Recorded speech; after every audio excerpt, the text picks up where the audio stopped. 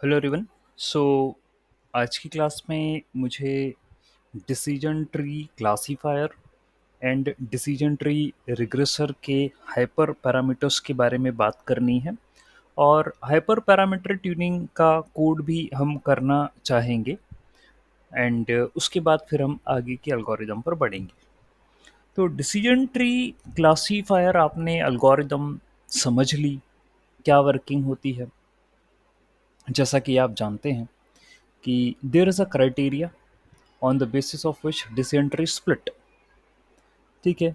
And इसी criteria को follow up करना है, डेटा को स्प्लिट करते रहना यहाँ डिसेंट्री का काम है। यदि आप क्लासिफिकेशन कर रहे थे तो एंट्रोपी या जिनी ये क्राइटेरिया थे। रिग्रेशन कर रहे हैं तो एमएससी क्राइटेरिया है, दूसरे भी हैं लेकिन एमएससी अपना मेन क्राइटेरिया है जिसके बारे में अपन समझते हैं। ठीक है। एंड आपको न्यूमेरिकल एग्जाम्पल भी करवाए जिसकी हेल्प से ये समझ में आया कि वर्किंग क्या है डिसीजन ट्री की। ओके। एंड अभी आप सामने देख रहे हैं एसके लर्न की ऑफिशियल वेबसाइट। ओके। और यहाँ पर डिसीजन ट्री क्लासीफायर और उसके जो हाइपर पैरामीटर्स हैं ये देखिए क्या है। मशीन लर्निंग में हम हाइपर पैरामीटर बोलते हैं। जब हम फंक्शन की बात करते हैं ना प्रोग्रामिंग में, तो वहाँ पैरामीटर बोलते हैं। मशीन लर्निंग में हम हाइपर पैरामीटर बोलते हैं। ठीक है। तो आप ये देख पा रहे हैं डिसेंट्री क्लासीफायर में, और ये कंट्रोल करते हैं कि जो क्लासीफायर है या जो रिग्रेसर है या मैं कहूँगा एल्गोरिदम है वो किस तरीके से काम करेगी, कौन सी मैथ्स उसके अंदर लगेगी सॉल्व होने के लिए। क्योंकि देखिए एल्गोरिदम में स्टेप्स होती हैं, और स्टेप्स में क्या होते हैं, सॉल्व करने के लिए आपके पास पैरामीटर्स या वेरिएबल्स होंगे जिस पर वो ऑपरेशन परफॉर्म हो रहा होगा या जिसके अकॉर्डिंग ऑपरेशन परफॉर्म हो रहा होगा। तो सीधी सी बात है कि डिसेंट्री क्लासीफायर में अभी आप ये हाइपर पैरामीटर देख रहे हैं, हर एक एल्गोरिदम के अंदर हाइपर पैरामीटर है। और आप क्योंकि मशीन लर्निंग पढ़ रहे हैं तो एसके लर्न के अंदर ये सारी एल्गोरिदम है। आप चाहें तो एसके लर्न के ऑफिशियल वेबसाइट पर जो हमारी प्रीवियस एल्गोरिदम्स पढ़ी है उनको भी आप कंसिडर कर सकते हैं, उनके भी हाइपर पैरामीटर देख सकते हैं, यू कैन। अब 3 to 4 हाइपर पैरामीटर ऐसे होते हैं जो बड़े काम के होते हैं। वैसे तो लिस्ट लंबी है, ठीक है, there are many hyper parameters but 3 to 4 hyper parameters are something important hyper parameter जो ज़्यादा इम्पैक्ट करते हैं किसी भी एल्गोरिदम की वर्किंग का। तो डिसेंट्री की यदि बात करें तो क्राइटेरिया जिस पर वो स्प्लिट होगा ये एक इंपॉर्टेंट हाइपर पैरामीटर है, जिसमें मैंने आपको जीनी भी बता दिया और एंट्रोपी भी बता दिया। There is one more that is log loss. ठीक है, ये एक और हाइपर पैरामीटर होता है। ओके। तो यहाँ हम कह रहे हैं क्वालिटी ऑफ स्प्लिटिंग, ये मेजर करता है quality of splitting. That means Gini है तो आप जानते हैं 1 - समीशन ऑफ पी आई का स्क्वायर। एंट्रोपी है तो P X log of P X. ठीक है। और यहाँ पर log log loss and all are been used according to the Shannon, है ना। तो शेनन ने वो इन्फॉर्मेशन वाला फॉर्मूला दिया था, अपन ने इन्फॉर्मेशन थ्योरी में पढ़ा था। ठीक है। तो शेनन का जो फॉर्मूला है, शेनॉन की जो इन्फॉर्मेशन है उसी पर बेस्ड है। ठीक है। तो ट्री को स्प्लिट करने का यही हमारा गोल था कि भाई जहाँ से इंफॉर्मेशन ज़्यादा मिले और रैंडमनेस कम हो, तो उसी के करस्पॉन्डिंग क्राइटेरिया बनाया गया है। Splitter best random, by default best. ठीक है। तो the strategy use to split at each node, best split करना है हमें, यानी obviously you are going to look out for the best feature among which the tree is going to split. हम ये ढूंढते हैं कि अपने जो न्यूमेरिकल करें वहाँ पर भी यही पता करा कि ऐसा कौन सा फीचर है जिसके अबाउट हम ट्री को स्प्लिट कर दें, जिससे उसकी रैंडमनेस कम हो जाए, उसकी अनसर्टेनिटी कम हो जाए और ज़्यादा से ज़्यादा इन्फॉर्मेशन मिले। That is the best split. नहीं तो रैंडम भी कर सकते हैं, रैंडम स्प्लिटिंग भी हो सकती है, हाइपर पैरामीटर है। नेक्स्ट स्टेप का मतलब आप ये जानते हैं कि ट्री को कहाँ किस लेवल तक लेकर जाना है। वैसे तो ट्री ने कहा कि भाई मैं तो पूरी स्प्लिट होती हूँ, डिसेंट्री के लिए ये रिस्पॉन्सिबल चीज़ है कि वो उसको ओवरफिटिंग तक ले जाता है। ट्री का काम ओवरऑल पूरा एक्सप्लोर होने का है। ठीक है, ऑलराइट। तो क्या है कि हम ओवरफिटिंग में पढ़ चुके हैं कि आप ये वाला हाइपर पैरामीटर, ये जो क्राइटेरिया है मैक्स डेप्थ वाला, ये आप पुटअप कर दो, बेटर रहेगा। 3 या 4 या 5 लेवल, जो भी लेवल से आपको डिफाइन करना हो उतने लेवल दे दो। ठीक है, वहां तक ये ट्री एक्सप्लोर होगा, बाकी उसके बाद नहीं होगा। अब ज़रूरी नहीं है कि सर, अब आप कहोगे सर आंसर, यदि हमने कहा कि 5 लेवल तक जाना है या 10 लेवल तक जाना है या 15 लेवल तक जाना है, सर आंसर नहीं मिला तो मतलब, क्योंकि एट द लास्ट ट्री में लीफ आते हैं सॉल्व होते होते। मान लो आप ये कह रहे हो कि यहीं तक ही एक्सप्लोर करना, 5 लेवल तक ही करो या 10 तक करो या 15 तक करो, और मेरे को आंसर नहीं मिल रहा, मतलब मेरे को लीफ नहीं मिल रहे। हाँ, हो सकता है नहीं आएंगे लीफ, दैट्स नॉट मैंडेटरी। आपको 5 लेवल तक भी नोड ही मिले, लीफ नहीं आए, सॉल्व नहीं हुआ, लेकिन हम अपने क्राइटेरिया को देखें और समझें। आपको उतने ही ब्रांचेस रखना है ट्री में जिससे इंफॉर्मेशन आए। अब आप अननेसेसरी एक्सप्लोर करते हुए और आगे बढ़ोगे और आपको इंफॉर्मेशन नहीं मिलेगी, इट्स नॉट अ मैटर कि आपको लीफ मिले या ना मिले, दैट्स नॉट द फैक्ट। ठीक है, ये बात समझें।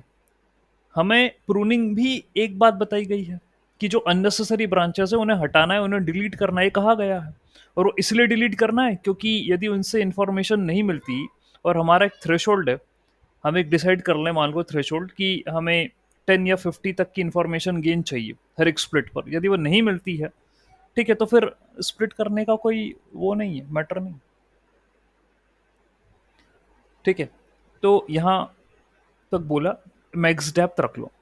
तो ये जो 3 क्राइटेरिया हो गए, क्राइ ठीक है, एक तो अपना क्राइटेरिया, एक अपना स्प्लिटर, ये अपना मैक्स डेप्थ, ये आप हाइपर पैरामीटर ट्यूनिंग में कर सकते हो, ये रख सकते हो।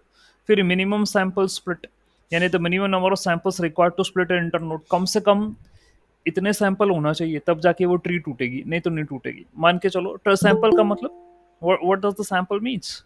द सैंपल मीन्स कि भाई उसके पास जो है उतने नंबर ऑफ रोज होना चाहिए। ठीक है, रोज होना चाहिए तो जाके वो टूटे। ओके, यदि उसके पास उतने नंबर ऑफ रोज नहीं है तो वो नहीं टूटेगा। ठीक है, और हम ये सब इसलिए कर रहे हैं कि ट्री के स्प्लिटिंग को कंट्रोल कर सकें, उसको पूरा स्प्लिट ना होने दे, दैट्स व्हाट वी वांट। ठीक है, ये हमारा क्राइटेरिया है। ठीक है, तो मिनिमम सैंपल स्प्लिट, इतने सैंपल होंगे तो वो टूटेगा। तो ये एक और हाइपर पैरामीटर है, ठीक है, जो कि हमने यहाँ पर देखा। ठीक है, ऑलराइट। तो ये चौथा हो गया हाइपर पैरामीटर जो कंसिडर कर रहे हो आप। देन आगे और भी है, मिनिमम सैंपल लीफ, यानी कि जो है the minimum number of samples required to be at a leaf node. Leaf node पे कितने सैंपल होना चाहिए? बाय डिफॉल्ट 1 होता है, यानी लीफ पर एक ही आउटपुट शो हो रहा है ना, 1 आंसर, तो बाय डिफॉल्ट 1 होता है। ठीक है, तो एक और हाइपर पैरामीटर ये हो गया। अब कुछ और भी दिए हैं, मैक्सिमम फीचर्स। आप कितने फीचर लोगे, डिसेंट्री के अंदर रखोगे ट्रेन होने के लिए? मॉडल को आप रखते हो ना X train, comma Y train करते हो ना, तो एक्स ट्रेन इसमें कितने फीचर होंगे डिसेंट्री के अंदर रखोगे? 10-15। तो उसके लिए भी इसने एक जो है मेथड दी है। ये कह रहा है कि स्क्वायर रूट या लॉग टू। ठीक है, आपके पास यदि टोटल नंबर ऑफ फीचर 4 है मान लो, तो ट्री के अंदर आप स्क्वायर रूट ऑफ 4 यानी 2 फीचर रखो, 2 फीचर्स रखो। तो ये भी एक क्राइटेरिया है, मैक्सिमम फीचर्स कितने रखना है ट्री के अंदर बस। और ये जितने भी क्राइटेरिया हैं ये एक ही तरफ इशारा कर रहे हैं, मेरे को ट्री को ओवरफिटिंग से बचाना है। मतलब ये लिमिट कर रहे हैं, ये कंट्रोल कर रहे हैं ट्री के एक्सप्लोरेशन को। कोई कहता है कि कितने फीचर मैक्सिमम रख सकते हो, कोई कहता है कि कितने नंबर ऑफ सैंपल होना चाहिए स्प्लिट करने के लिए, कोई कहता है कितनी डेप्थ तक ट्री को जाना चाहिए। ठीक है, तो जैसा मैंने शुरुआत में ही आपसे बात कह दी थी कि कंट्रोल करते हैं हाइपर पैरामीटर किसी भी एल्गोरिदम को चलने के लिए, उसके सोल्यूशन को बनाने के लिए। और रैंडम स्टेट भी आपको पता ही है, ये भी रैंडमनेस कंट्रोल करता है ना। आपने रैंडम स्टेट 42 रखा तो एक जैसा आंसर आया, और जैसे ही रैंडम स्टेट अलग कर दी भाई, आंसर बदल गया। तो ये आपने होते हुए देखा प्रीवियस क्लास में, कोई नई बात नहीं।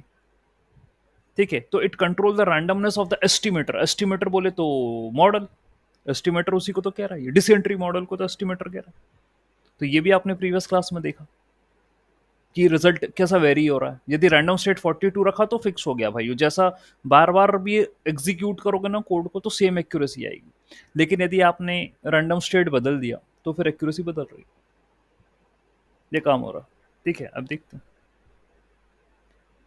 ठीक, तो वही डेटा का the features are always randomly permutated, वही मैंने कहा था। और ये क्यों ऐसा हो रहा था, कारण क्या बना? तो फीचर्स जो हैं दे आर रैंडमली परम्यूटेटेड, यानी मेरे पास मान के चलो 10 फीचर्स हैं मैंने डिसेंट्री के अंदर रखे, तो उनका परम्यूटेशन हो रहा है, हेरा फेरी हो रही, बदला बदला बदल रहा है, कभी कोई सा फीचर गया कभी कोई सा फीचर गया ट्रेन होने के लिए। इसी कारण एक्यूरेसी में बदलाव हो रहा है।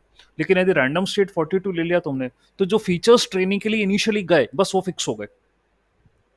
अब वो परम्यूटेशन नहीं होगा उनमें, the features will remain the same. तो एक्यूरेसी भी फिर एक जैसी आएगी उन पे। जो ये तरीका था जिससे आपने फिक्स कर दिया। ऑलराइट, ये बात है। तो ये कुछ हाइपर पैरामीटर है, नथिंग, मैंने छः से सात बता दिए हाइपर पैरामीटर। और माना जाता है कि भाई ये इंपॉर्टेंट है। ओके, एंड जो है आपको इन्हें यूज करना है हाइपर पैरामीटर ट्यूनिंग में, देखेंगे अपन कितना क्या कर पाते हैं। तो ये डिसेंट्री क्लासिफिकेशन के लिए, क्लासीफायर के लिए। इसी तरीके हाइपर पैरामीटर रिग्रेशन में भी होते हैं, मैं वो भी शो कर देता हूं आपको, रिग्रेशन वाले। ठीक है, let me show you. Okay, तो ये मेरे रिग्रेशन के हाइपर पैरामीटर हैं। बस क्राइटेरिया बदल जाएगा जो स्प्लिटिंग का है, क्योंकि रिग्रेशन है ना। ऑलराइट, सो ये डिसेंट्री रिग्रेसर एसकेलन की ऑफिशियल वेबसाइट पर मिल जाएगा पूरा डिटेल आपका। और जो क्राइटेरिया है यहाँ पर स्क्वायर्ड एरर है, तो अपन ने यही यूज करा था, एमएससी, मीन स्क्वायर एरर। ठीक है, तो क्लासिफिकेशन में एंट्रोपी और जिनी या लॉग लॉस, खास करके आपने दो पढ़े है ना, जिनी और एंट्रोपी। और एमएससी यहाँ पर लगेगा, रिग्रेशन में एक ही पढ़ा आपने, बाकी और भी होते हैं। देखो, लगा तो अपन एब्सोल्यूट एरर भी चाहते हैं, एमएई, ये भी लगा सकते हैं अपन, लेकिन बाय डिफॉल्ट स्क्वायर एरर ही होता है रिग्रेशन, और यही हमारे लिए कंफर्टेबल है, ये हमारा जो है बेटर है। ओके, तो आप जानते हो वाई आई मतलब वाई पी माइनस वाई ए, प्रिडिक्टेड माइनस एक्चुअल का होल स्क्वायर का समीशन डिवाइडेड बाई एन, यही होता है एमएससी, मीन स्क्वायर एरर, ये आपको पता है, वही क्राइटेरिया लगेगा। बाकी देखो, वही splitter, best, random, max depth यही सेम है। ठीक है, मिनिमम सैंपल, बाकी सारे हाइपर पैरामीटर सेम है, कोई चेंज नहीं है, ओनली क्राइटेरिया में चेंज है, क्योंकि है तो ट्री ही ना। ठीक है, तो बस उसे स्प्लिट होना है, तो रिग्रेशन के हिसाब से क्राइटेरिया दे दो तो उस हिसाब से स्प्लिट हो जाएगी, क्लासिफिकेशन का प्रॉब्लम है तो उसके हिसाब से दे दो तो उसके करस्पॉन्डिंग स्प्लिट हो जाएगी। ओके, ये काम होगा, फाइन। तो देख लीजिए आप, सारे क्राइटेरिया यहाँ पर सेम है, minimum sample leaf, then minimum weight fraction, maximum features, random state, तो ये सब वैसे ही है।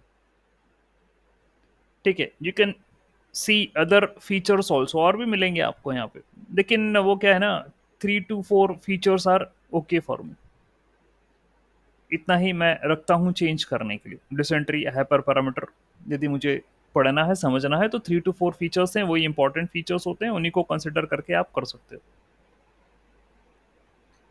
ठीक है, फाइन, तो ये बात हुई। ऑल राइट, तो डिसेंट्री रिग्रेसर के हाइपर पैरामीटर, अब इसका यूज भी बता देता हूँ मैं आपको, कोडिंग भी समझा देता हूँ। ठीक है, तो let me share my entire screen now. Okay, और आप देख लीजिए हाइपर पैरामीटर ट्यूनिंग कैसे होती है, क्योंकि ये क्वेश्चन कई बार आता है। और बेसिक कोड में मैं बता दूं आपको, समझ में आ जाए तो that will be good thing that you can apply such concept in the bigger data sets also. तो ये बेसिक कोड है। बेसिक कोड में क्या करा मैंने, नंपाई ले लिया, न्यूमेरिकल पाइथन मैथ्स करने के लिए, डेटा सेट से इरीज का डेटा उठा लिया, तो इरीज का मैं पहले भी समझा चुका हूं आपको, फ्लावर का डेटा सेट है, और 3 क्लासेस हैं और 4 फीचर हैं। और जो 4 फीचर हैं वो न्यूमेरिकल है वो, ठीक है, कंटिन्यूस फीचर्स हैं वो। उसमें डायमेंशन दे रखा है ये फ्लावर का, ठीक है, कि कितनी कितनी विड्थ है, तो कितना जो है उसका लेंथ है, एंड एसेट्रा एसेट्रा जो भी होता है वो कंसिडर कर रखा है इन्होंने इरीज के अंदर। बेंचमार्क डेटा सेट है, ऑलरेडी एसक्यूएल के अंदर अवेलेबल है। आपको कोई चीज प्रैक्टिस करनी है तो लोड इरीज कर लो। क्लासिफिकेशन का डेटा सेट है। उसके बाद भाई मैंने मॉडल सिलेक्शन, ये आपको देखो करना include, model selection, import, train test split और grid search, CV, cross validation बताऊंगा, अभी समझाता हूँ आगे। Train test split comma grid search, CV, cross validation. तो भाई क्या कलाकारी क्या है यहाँ पे ग्रिड सर्च सीवी के अंदर, क्रॉस वैलिडेशन के अंदर? देखो, नया नहीं है, बता तो पहले भी चुका हूं, एक बार फिर से रिवाइज करता हूँ क्या कलाकारी चल रही है। आपको इनिशियली जैसे कोड करा था ना अपन ने, हमने मॉडल जो डीटी मॉडल है, डिसेंट्री मॉडल है, उसके अंदर एक्स ट्रेन और वाई ट्रेन रखा था, ठीक है। एक्स ट्रेन वाई ट्रेन रखा था, मेरा मॉडल ट्रेन हो गया। इसके पहले आपने क्या लिखा था? What you wrote? Model equal to decision tree classifier random state 42, ये आपने लिखा था, है ना, ये लिखा था। उसके बाद फिर मॉडल का यूज कर लिया था, ट्रेन कर लिया था। अब हाइपर पैरामीटर ट्यूनिंग में क्या है? हाइपर पैरामीटर ट्यूनिंग में ऐसा है, या ग्रिड सर्च, अभी पहले मैं ग्रिड सर्च बोल रहा हूँ। देखिए क्या होता है, आपका ये डेटा है, ठीक है, this is your data, let us suppose. अब इस डेटा में से एक पोर्शन निकाला जाएगा जिसको अपन सैंपल बोलेंगे, ठीक है, सैंपल बोलेंगे।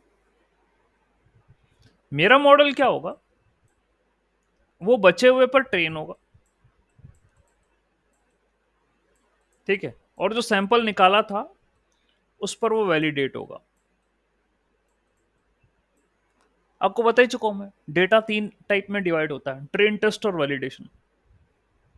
ट्रेनिंग से ट्रेनिंग होती है, ठीक है, जो ट्रेनिंग डेटा उससे अपन मॉडल को ट्रेन करते हैं, और ट्रेनिंग के दौरान ही हम ये देखना चाहते हैं कि ट्रेनिंग प्रॉपर हो रही है नहीं हो रही है डेटा पर, तो अपन वैलिड डेटा, जो पोर्शन ऑफ डेटा होता है ट्रेनिंग का ही, उसको अलग से रखते हैं अपन। और ट्रेनिंग जब चलती है उसमें अपन ये डेटा मॉडल के अंदर पुटअप करके देखते हैं कि भाई स्कोर बताओ ठीक ठाक हो रहा है नहीं हो रहा है काम काज, ठीक है। तो वैलिडेशन है। और एक बार जब मॉडल पूरा ट्रेन हो जाता है, बात पूरी खत्म हो जाती है, उसके बाद अपन टेस्ट रखते हैं, ठीक है, फाइन। तो यहां पर हमने एक पोर्शन ऑफ द डेटा ले लिया, सैंपल, उसको वैलिड बोल रहा हूं, बाकी ये ट्रेनिंग डेटा है। अब क्रॉस वैलिडेशन में क्या है कि फॉर एग्जांपल मैंने बोला कि 5 राउंड जो है मैं ट्रेनिंग करवाऊंगा, तो क्या होगा, राउंड नंबर 1 में ऐसा हुआ कि ये वाला सैंपल S1 ये अपन ने बाहर कर दिया, उसको वैलिड डेटा बोला, और बाकी रिमेनिंग से ट्रेन कर लिया। अगले राउंड में क्या हुआ, ये जो सैंपल था ये आपने उसको वापस दे दिया, उससे बोला कि भाई तू रख ले, जो हमने डेटा लिया था तू रख ले। अब मैं रैंडम सैंपलिंग करके फिर से कोई और डेटा उठा लूंगा, दैट इज ये S2 है, और अब इसको वैलिड मानूंगा और बाकी से ट्रेनिंग करूंगा, ठीक है। तो S1 का काम खत्म हुआ, अब S2 इससे करूंगा, ठीक है। फिर हो गया, फिर S2 वापस कर दूंगा उसको कि भाई तू रख तेरा डेटा, फिर रैंडम सैंपलिंग करूंगा, S3 ले लूंगा, अब इसको वैलिड मानूंगा, बचे हुए से ट्रेन करूंगा, हो जाएगा, फिर इसको वापस कर दूंगा, फिर S4 ले लूंगा। तो अंदर जितना उससे है उससे ट्रेनिंग करवाऊंगा, एस फोर से वैलिडेशन करवाऊंगा।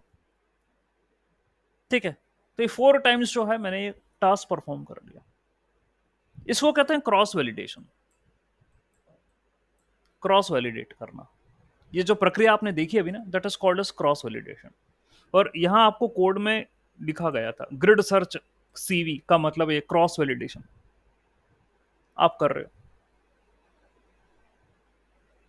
ठीक है, फाइन।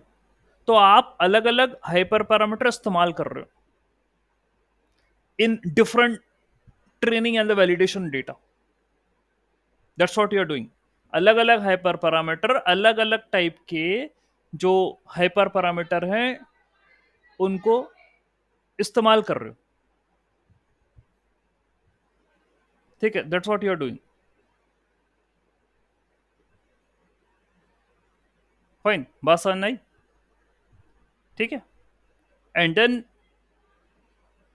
आपने डिसेंट्री इंपोर्ट कर ली, है ना, डिसेंट्री क्लासिफायर इंपोर्ट कर लिया, और स्कोर है ना, classification report and accuracy score. ठीक है, बस इतनी बात है।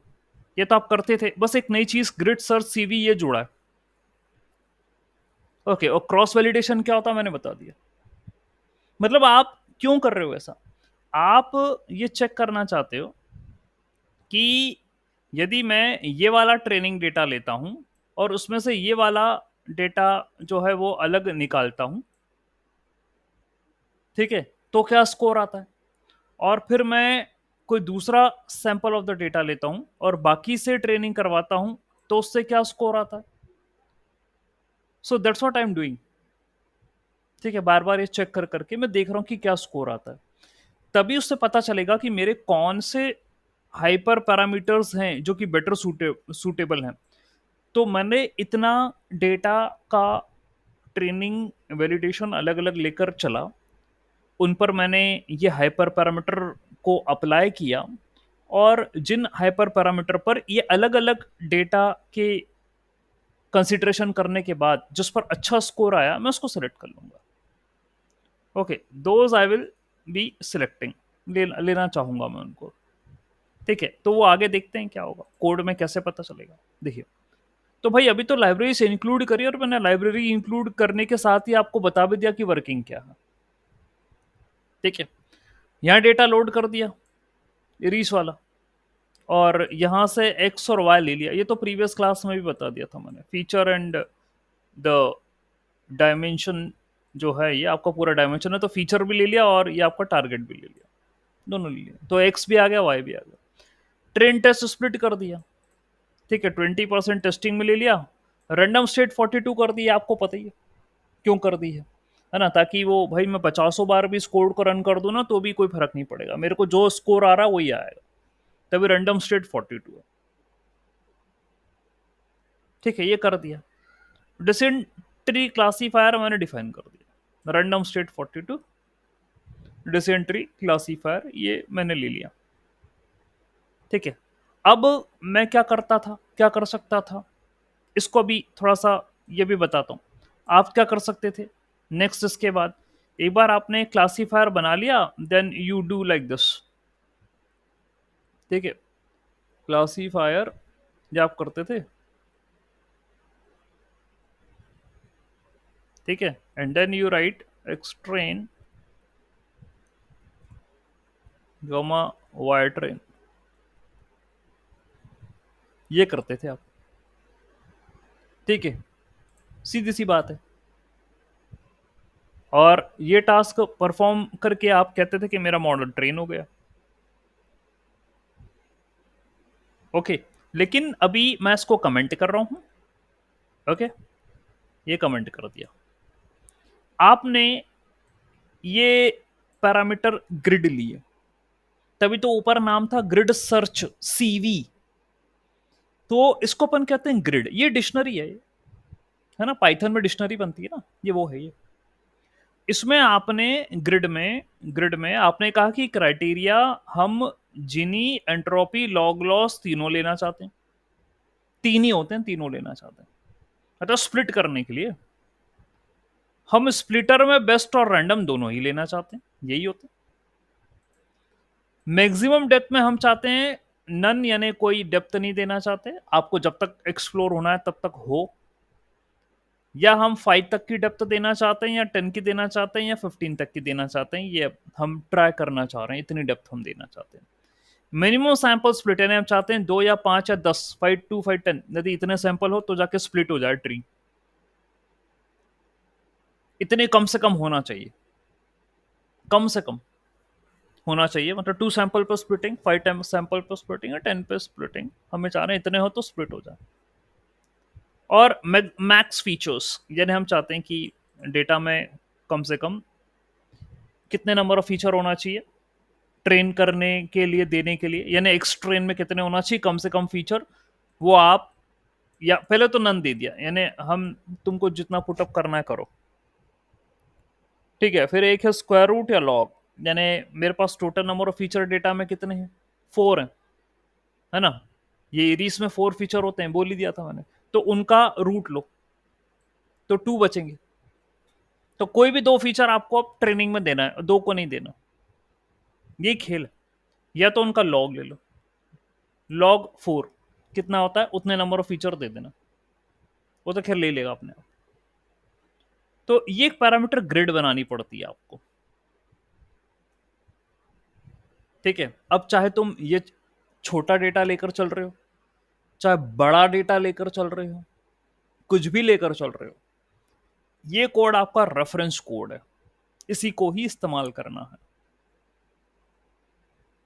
This is the parameter grid. इसमें आपने हाइपर पैरामीटर लिए हैं, यहां पर मैंने 6 हाइपर पैरामीटर लिए हैं, मैंडेटरी नहीं है, जो खास हैं वो लिखे हैं ऊपर, क्राइटेरिया, स्प्लिटर और मैक्स डेप्थ, इतने तो खास हैं। बाकी ठीक है, इनमें से एक आध और लेना तो ले सकते हैं, बाकी आपके सामने ये 6 की 6 फीचर्स हैं, आप चाहो तो 6 की 6 लेना चाहते हो तो ले लो, कोई दिक्कत नहीं, कर लो, ठीक है। तो पैरामीटर ग्रिड ये हो गई। अब मैं करूंगा ग्रिड सर्च, यानी मैं ये पता लगाने की कोशिश कर रहा हूँ कि कौन इस ग्रिड के अंदर कौन से वाले हाइपर पैरामीटर सबसे अच्छे वाले हाइपर पैरामीटर हैं मेरे को काम में देने के लिए, ठीक है, जिस पर मेरा स्कोर बहुत अच्छा आने वाला है।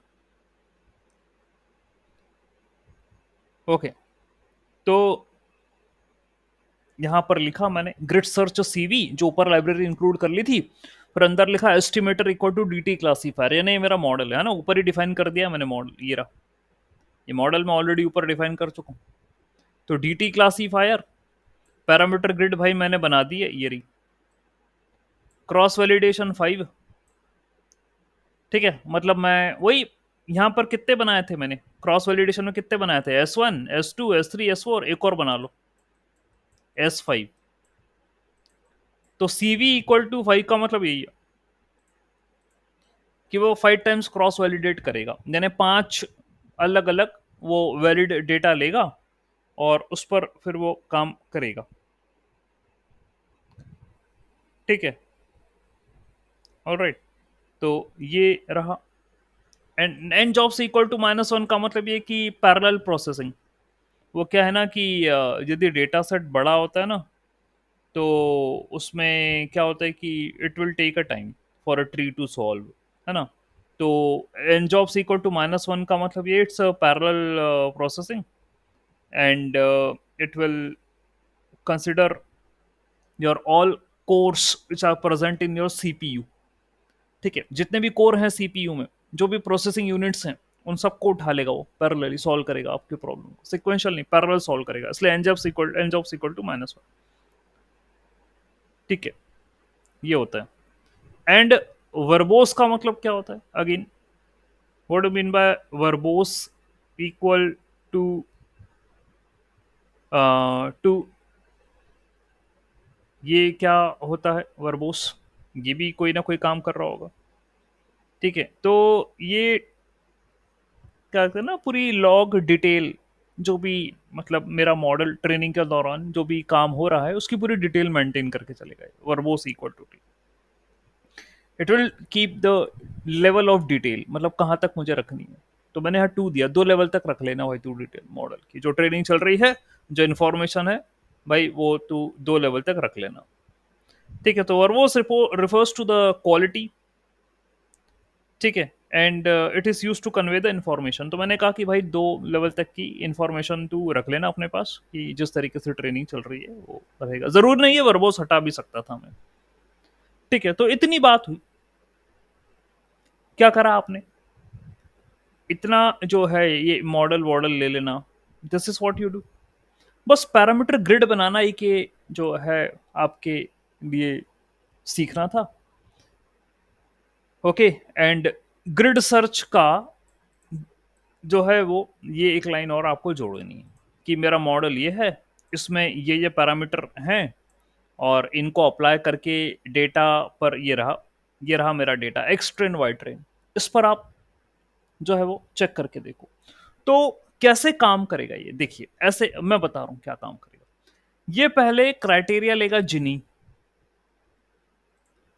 स्प्लिटर लेगा बेस्ट, मैक्स डेप्थ लेगा नन, मिनिमम सैंपल लेगा 2, मिनिमम सैंपल लीफ लेगा 1, मैक्स फीचर लेगा नन।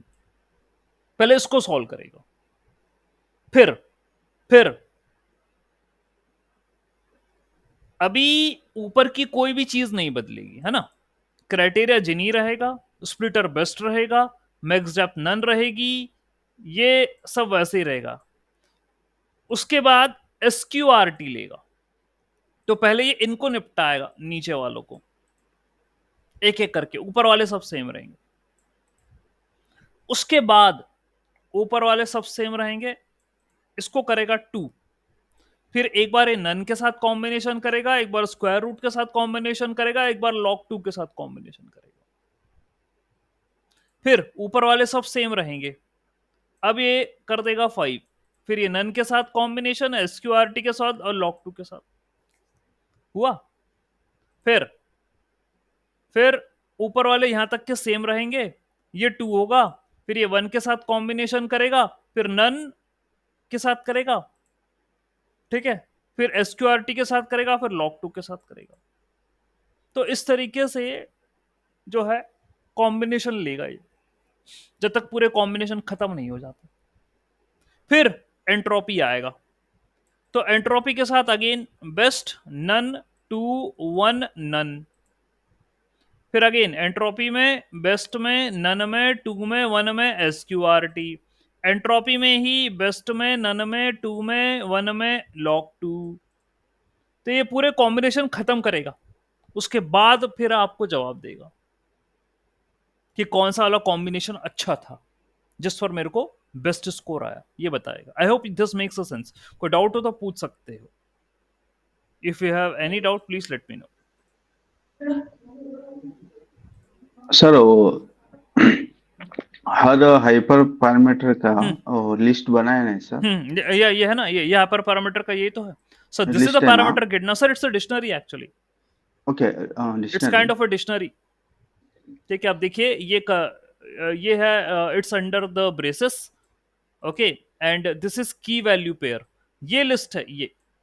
हाँ, ये लिस्ट है ना, हाँ ये इसमें लिस्ट है। पहला पहला 4 है, हाँ हाँ सॉरी 3 वैल्यूज है, हाँ हाँ नेक्स्ट 2 है, ऐसा हाँ कॉम्बिनेशन में हाँ चलेगा? हाँ हाँ, चलेगा, कोई इशू नहीं है सर। दैट डजंट हाँ, मैटर सर। वो सो इसमें हाँ परम्यूटेशन कॉम्बिनेशन में हाँ हाँ हाँ हाँ काम करते हो? हाँ हाँ हाँ, ये ऐसे ही करेगा, permutation combination. That's what it will do. It doesn't matter sir how many of them are present. Okay. Okay, so that's according to our SQL and official website, na sir. There the criteria only 3 were present, and so splitter 2 were present. Okay, so that's according to our SQL criteria. But not mandatory. Has your हाँ wish, हाँ you हाँ, not can put it. mandatory sir. If you think sir कि I don't want this log loss, I don't want to check on log loss, so you can delete it sir. You can delete Okay. it.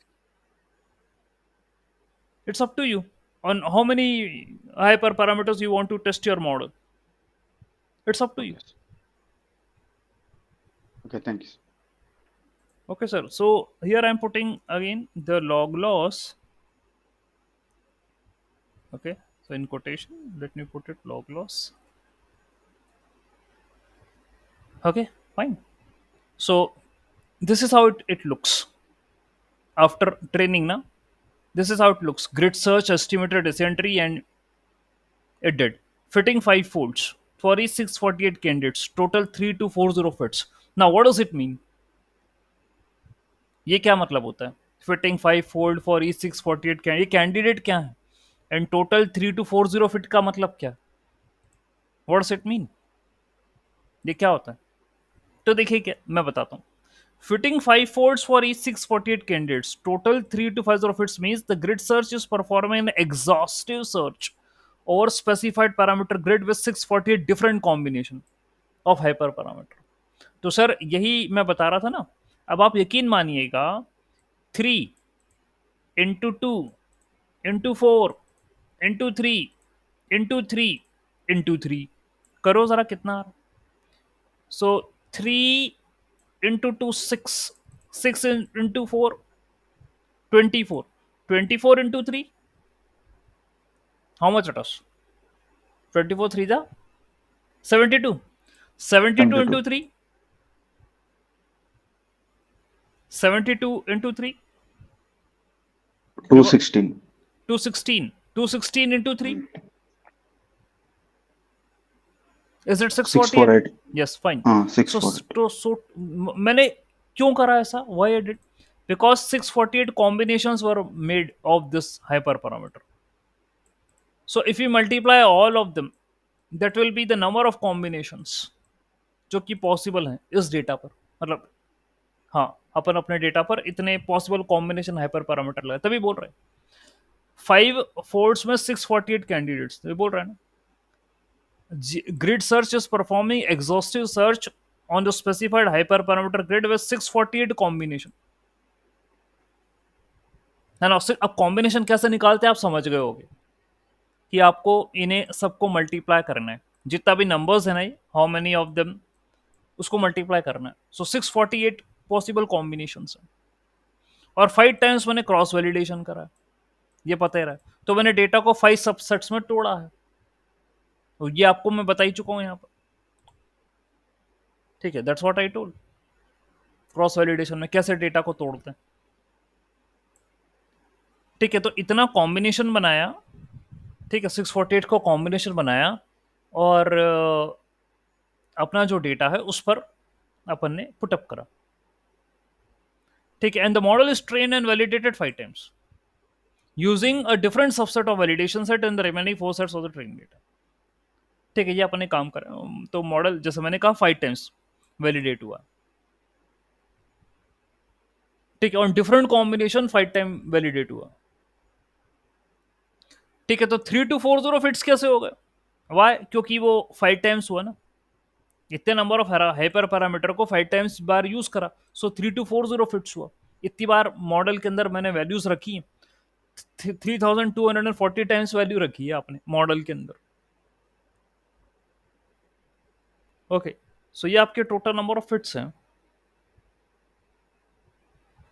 Okay, now please tell me, यदि आपको कहीं पर भी कोई doubt हो, कोई आपको लग रहा है, तो मुझे बता सकते हैं. But it's a very simple maths which is been applied here for hyper parameter tuning. आप अपना जो एसकेएलएन की ऑफिशियल वेबसाइट है वहां से चेक कर सकते हो कि मेरी एल्गोरिदम है इसमें कौन सा हाइपर पैरामीटर. तो शुरुआत के starting 3 to 4 hyper parameters are the best hyper parameters, वो होते हैं, उनको रखना है. ठीक है, जैसे यहाँ पर है criteria, splitter, depth. Okay, you can keep and then perform the grid search. और जरूरी नहीं है सर कि CV5 ही लो, ये तो इन जनरल है. 3 ले सकते हो, 7 ले सकते हो, 5 तो ले रहे. That's what you can do. कितने टाइम वैलिडेशन करना है, तो कितने टाइम जो है वो, तो 5 टाइम्स करा मैंने, 5 फोल्ड करे, तो उतनी बार चलेगा.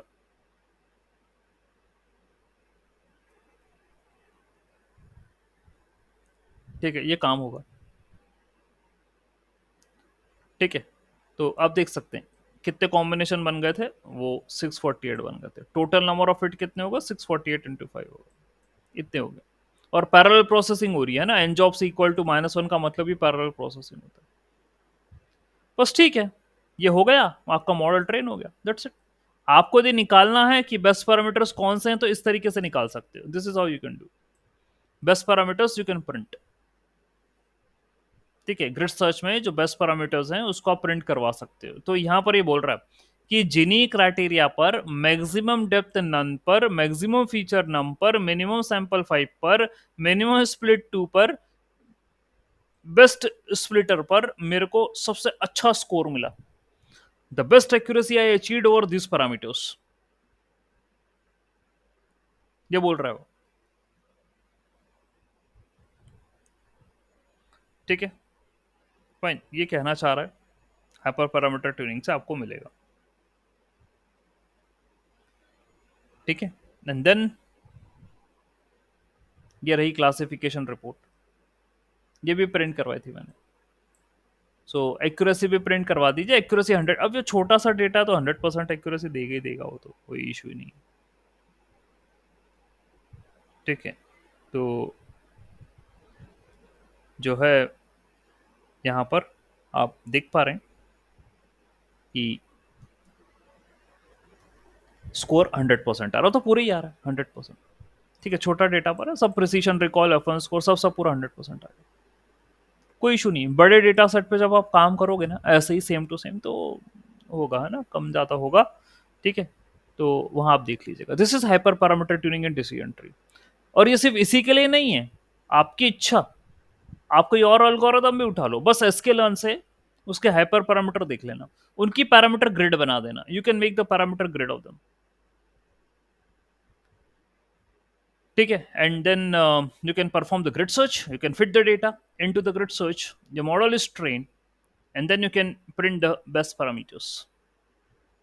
Okay, and then you can perform on the basis of this best search what you obtained, you put the best model। ठीक है, you put the best model पर एक्स टेस्ट आप देख लो कितना आ रहा है, तो ये बता देगा। So this is the best model which I achieved on the basis of the best parameters।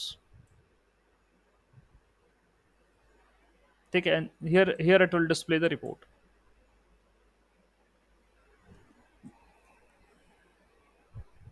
ठीक है, ऑलराइट, तो ये रहा, तो ये हमारा डिसेंट्री था। मुझे आपको हाइपर पैरामीटर के बारे में बताना था और ट्यूनिंग भी करके आपको बतानी थी यहाँ पर कि कैसे काम करते हैं। ऑलराइट, हाइपर पैरामीटर ट्यूनिंग क्या होती है, तो ये डिसेंट्री था। नाउ डिसेंट्री, क्योंकि आपने ये पढ़ा है कि ओवरफिटिंग का एक इशू है इसके साथ।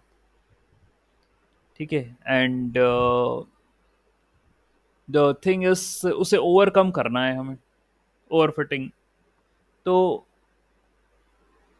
ओवरफिटिंग को ओवरकम करने के लिए आपने हाइपर पैरामीटर ट्यूनिंग अप्लाई करा, और आपको ये पता भी है कि कंट्रोल कर किया जा सकता है, बट स्टिल हम कुछ और दूसरा ऑप्शन भी तलाश सकते हैं। एक चीज जो आप ये समझें यहाँ पर कि डिसीजन ट्री जो है that's a simple algorithm, criteria ही उसका बेस है, और उसी के बिहाफ में वो स्प्लिट होके आपको रिजल्ट देता है, तो इट्स अ सिंपल अल्गोरिथम।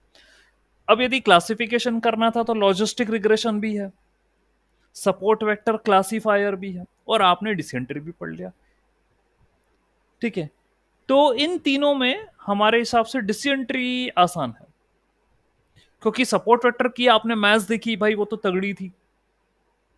ठीक है, सपोर्ट वेक्टर मशीन का क्लासिफिकेशन की बात करें तो वो हाइपर प्लेन बनाता है, और फिर आप देखते ही हैं उसमें कैसे क्या हम लग्रांजे लगाते हैं, and there are many things. ठीक है, लॉजिस्टिक रिग्रेशन बाइनरी क्लासिफिकेशन के लिए तो ठीक है, मल्टी क्लासिफिकेशन के लिए वो दिक्कत देता है। डिसेंट्री तो परफेक्ट है, कोई इशू नहीं, वो चाहे बाइनरी क्लासिफिकेशन हो चाहे मल्टी क्लासिफिकेशन हो, डिसेंट्री ठीक है, काम करेगा वो। हाँ, बस overfitting.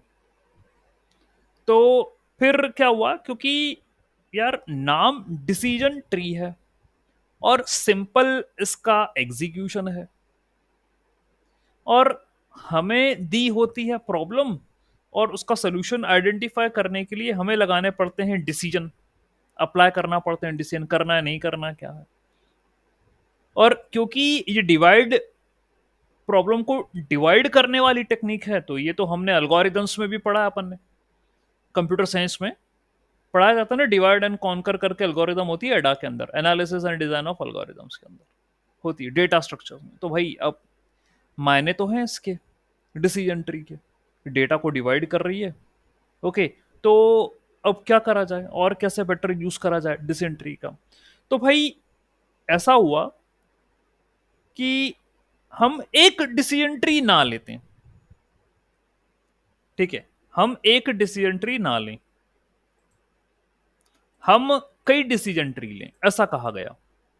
Let us suppose I will be taking multiple decision tree,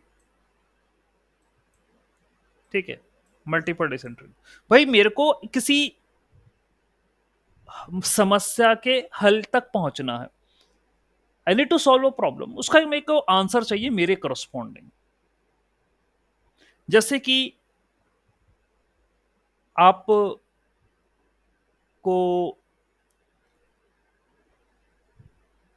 जो है कोई इंस्टीट्यूट ज्वाइन करना है, ठीक है, या आपको हायर स्टडीज करना है, आप सब्जेक्ट सिलेक्ट करने की बात कर रहे हैं कि कौन सा सब्जेक्ट ले, कहां पर एडमिशन ले, ये चल रहा है। सो आप क्या करोगे, अपने सीनियर से बात करोगे कि बताइए, kindly give us the suggestion कि मेरे अकॉर्डिंग मेरे को कौन सा अच्छा होना चाहिए। तो आपके सीनियर आपको सजेशन देंगे कि अकॉर्डिंग टू यू ये वाला अच्छा होना चाहिए, तो they will give a decision from themself, वो देंगे आपको, ये हमारा सजेशन है और आप इस तरीके से आप कर लो। फिर आप अपने दूसरे लोगों से और बात करोगे, फैमिली मेंबर्स से बात करोगे, उनसे पूछोगे कि भाई मैं कौन सा सब्जेक्ट लूं, कौन से इंस्टीट्यूट में एडमिशन लूं, क्या करूं मैं, I need to have a career guidance, मुझे बताइए क्या करना चाहता हूं। तो आपके जो फैमिली मेंबर्स हैं या कलीग्स हैं या जो फ्रेंड्स हैं वो अपनी तरफ से बताएंगे कि ऐसा कर लो। तो या आपने अपने सीनियर से पूछा, या आपने अपने कलीग्स, फ्रेंड्स, फैमिली मेंबर्स से पूछा। फिर आप किसी एक्सपर्ट के पास चले गए एक्सपर्ट गाइडेंस के लिए, उसने बोल दिया भाई तू ये कर ले। और एक आपका खुद का मन था कि मेरे को ये करना चाहिए। तो कोई प्रॉब्लम है, आपने इस प्रॉब्लम को अलग अलग लोगों के साथ शेयर करा और उनके सजेशंस जो आपने लिए हैं, देखा कि जो मेरे सीनियर्स हैं उन्होंने कहा कि भाई तू एक्स यूनिवर्सिटी में वाई कोर्स ले ले। मेरे जो फैमिली वाले हैं वो कह रहे हैं कि जेड यूनिवर्सिटी में वाई कोर्स ले ले। फिर मेरे जो जो एक्सपर्ट से बात करी तो एक्सपर्ट ने मुझे कहा एक्स यूनिवर्सिटी में वाई कोर्स ले ले। और मेरा खुद का भी मन था कि मैं एक्स यूनिवर्सिटी में वाई कोर्स ले लूं, ये मेरा भी मन है। तो जब आपने देखा कि ज्यादा जो मुझे डिसीजन मिले हैं, अलग अलग लोगों से मैंने पूछा, और जो ज्यादा मुझे आंसर मिला है इनसे, उसके अनुसार एक्स यूनिवर्सिटी में वाई सब्जेक्ट में मुझे एडमिशन ले लेना चाहिए। ठीक है, लगता तो यही है, फाइन, ओके, लगता तो यही है। क्योंकि यदि एक ही डिसीजन ट्री होती, एक ही मॉडल होता, तो अपने अनुसार वो आपको एक रिजल्ट दे देता और आप उस पर विश्वास कर लेते, है ना। सिंगल मॉडल जो भी आपको रिजल्ट दे रहा है आप उस पर विश्वास कर रहे हो। लेकिन यदि मैं मल्टीपल मॉडल्स ले लूं और डेटा जो है वही, आप कहोगे सर डिसीजन ट्री 1 2 3 4 का मतलब डिसीजन ट्री तो डिसीजन ट्री है सर, और ऐसा कैसे हो गया सर कि 3 डिसेंट्री ने एक्स वाई दे दिया और एक डिसेंट्री ने जेड जेड वाई दे दिया, ऐसा होता है, होगा। क्योंकि आप एक जैसा डेटा थोड़ी ना दे रहे हो इन डिसेंट्री में, आप जो है अदल बदल करके दे रहे हो डेटा, ठीक है। और डिसीजन ट्री में अभी आपने कुछ देर पहले एक हाइपर पैरामीटर पढ़ा, मैक्स फीचर्स वाला, नंबर ऑफ सैंपल स्प्लिट वाला, ये पढ़ा आपने। तो वहां पर क्या है, परम्यूटेशन कॉम्बिनेशन के फंडे लगते हैं। तो इस डिसीजन ट्री में कुछ डेटा गया D1 में, उससे करस्पॉन्डिंग इसलिए आंसर दे दिया ये वाला, इसमें गया इसके करस्पॉन्डिंग इसने आंसर दे दिया, इसमें गया इसके करस्पॉन्डिंग दे दिया, उसमें गया इसके करस्पॉन्डिंग दे दिया। तो मुझे यदि काउंटिंग करूं तो एक्स वाई मेरे को आंसर 3 डिसीजन ट्री से मिला। तो जैसे कि हम समझदार हैं, हम मेजॉरिटी के साथ जाएंगे एंड हम एक्स यूनिवर्सिटी में वाई कोर्स करेंगे, इसमें अपन एडमिशन ले लेंगे, will go with the majority. तो यहां क्या होती है, वोटिंग होती है एक्चुअली, ठीक है, कि किसको कितने वोट मिले। तो आपने अलग अलग डिसीजन ट्री कंसिडर करी। पहले तो जितने भी मॉडल थे वो यूनी थे, ठीक है, सिंगल मॉडल थे। आपने लीनियर रिग्रेशन पढ़ा, चाहे लॉजिस्टिक रिग्रेशन पढ़ा, चाहे सपोर्ट वेक्टर मशीन पढ़ा, क्लासिफायर रिग्रेशन दोनों ले लो, और आपने डिसेंट ट्री पढ़ा। तो ये सब सिंगल मॉडल था। और हमारा ये मानना है कि सिंगल, कोई भी यदि सिंगल होता है ना कोई व्यक्ति, वो कमजोर होता है, वीक होता है। स्ट्रेंथ तो यूनिटी में है, स्ट्रेंथ यूनिटी में होती है, ये बात आप भी समझते हो। क्योंकि यदि मैं सिंगल मॉडल से आंसर की एक्सपेक्टेशन करूंगा तो हो सकता है वो मेरे को गलत भी दे दे, हो सकता है। तो मैं इनको कहूंगा कि यार तुम कमजोर हो, वीक मॉडल हो तुम। तो तुम्हें स्ट्रॉन्ग करने के लिए, मतलब मैं अपने एनालिसिस को, मतलब जो मुझे रिजल्ट इतनी आसानी से तो मैं नहीं मान लूंगा तुम्हारी बात कि एक डिसेंट्री ने दे दिया तो मैंने मान लिया कि हाँ यही आंसर आएगा, ऐसा तो नहीं है। तो फिर हमने अलग अलग डिसीजन ट्री ली, सबको पैरेलल अरेंज करा, ठीक है, पैरेलल अरेंज करा, डेटा दिया और इनसे डिसीजन लिए। अब इसी पैरेलल अरेंजमेंट को हम कहते हैं अनसेंबलिंग,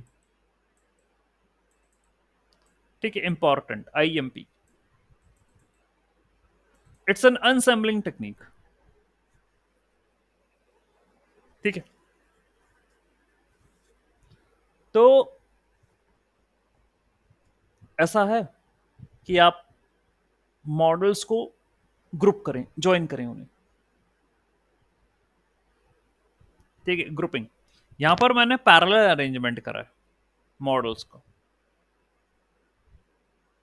ठीक है। अब सीधी सी बात है, ये एक पेड़ है, ट्री है, इसके बगल में एक और पेड़ है, ट्री है, इसके बगल में एक और पेड़ है, ट्री है।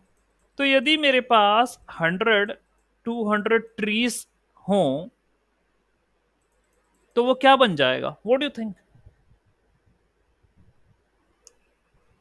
यदि मेरे पास 100-200 या मैक्सिमम नंबर ऑफ ट्रीज हो तो वो क्या बन जाएगा? क्या लग रहा है आपको, क्या बनना चाहिए यदि इतनी सारी ट्रीज हैं मेरे पास? फॉरेस्ट। हाँ, फॉरेस्ट बन जाएगा,